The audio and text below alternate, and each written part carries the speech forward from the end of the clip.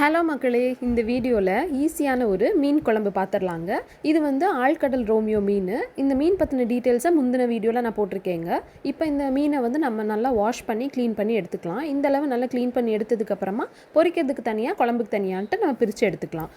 எந்த பாத்திரத்தில் குழம்பு வைக்க போகிறோமோ அந்த பாத்திரத்தில் 20 சின்ன வெங்காயம், 2 பச்சை மிளகாய், 2 தக்காளி, 1/2 ஸ்பூன் மஞ்சள் தூள், உங்கள் காரத்துக்கு ஏற்ற மாதிரி மிளகாத்தூள், 2 ஸ்பூன் மல்லித்தூள், 1/2 ஸ்பூன் ஜீரகத்தூள், அப்புறம் 3 டேபிள் ஸ்பூன் குழம்பு மிளகாத்தூள், டிஷ்ஷுக்கு தேவையான உப்பு, இது எல்லாம் சேர்த்து கலந்துடலாங்க.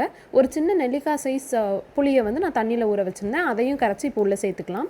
அது கூடவே 1/4 முறி தேங்காவை வந்துட்டு தண்ணி ஊற்றி நல்லா அரைச்சி அதையும் வந்து உள்ளே சேர்த்துட்டு குழம்புக்கு தேவையான தண்ணியும் வந்து இப்போ நம்ம சேர்த்துடலாம். சேர்த்துட்டு நல்லா கலந்து விட்டதுக்கப்புறமா நம்ம வந்து ஸ்டவ் ஆன் பண்ணிக்கலாம்.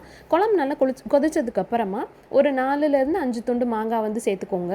மாங்காய் சேர்த்துட்டு ஒரு கொதி வந்ததுக்கப்புறமா நீங்கள் வந்து இதை டேஸ்ட்டுக்கு வந்து செக் பண்ணிக்கலாம். உங்களுக்கு உப்பு புளி காரம் ஏதாவது அட்ஜஸ்ட் பண்ணணும் அப்படின்னா பண்ணிவிட்டு நம்ம வெட்டி வச்சுருக்கோம்ல மீன் க்ளீன் பண்ணி அதை வந்து இப்போ உள்ளே சேர்த்துடலாம். சேர்த்துட்டு லிட்டு போட்டு மூடி வச்சு ஒரு 10 to 12 minutes குக் பண்ணி எடுத்தீங்க அப்படின்னா டேஸ்ட்டான மீன் குழம்பு வந்து ரெடிங்க. இறக்கிறதுக்கு முன்னாடி கொஞ்சமாக கொத்தமல்லி கீரை போட்டு இறக்கிற வேண்டியதான். கண்டிப்பாக அந்த ரெசிபி ட்ரை பண்ணி பாருங்கள். எப்படி வந்துச்சுங்கிறத கமெண்ட்ஸில் சொல்லுங்கள். வீடியோ பிடிச்சிருந்துச்சுன்னா லைக் பண்ணுங்கள், சேனலை சப்ஸ்கிரைப் பண்ணிக்கோங்க, உங்கள் ஃப்ரெண்ட்ஸ் அண்ட் ஃபேமிலிஸ்க்கு ஷேர் பண்ணுங்கள். தேங்க்ஸ் ஃபார் வாட்சிங். பை.